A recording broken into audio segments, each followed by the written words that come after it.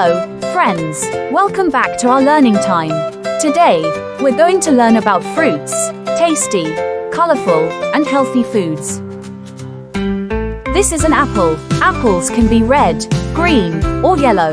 They are crunchy and good for our bodies.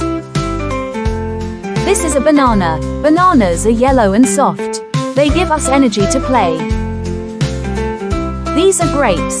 Grapes grow in bunches and can be purple or green. This is an orange. Oranges are juicy and full of vitamin C.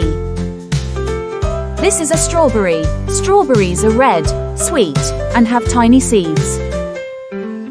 This is a pineapple. Pineapples are spiky on the outside and sweet inside. Friends, if you enjoy learning with me, remember to tap the subscribe button. You can also follow us on Instagram, Facebook, and TikTok to see more fun learning videos. And if you'd like fun learning products, you can buy them on Amazon with help from a grown-up. Let's remember the fruits we learned today: apple, banana, grapes, orange, strawberry, and pineapple.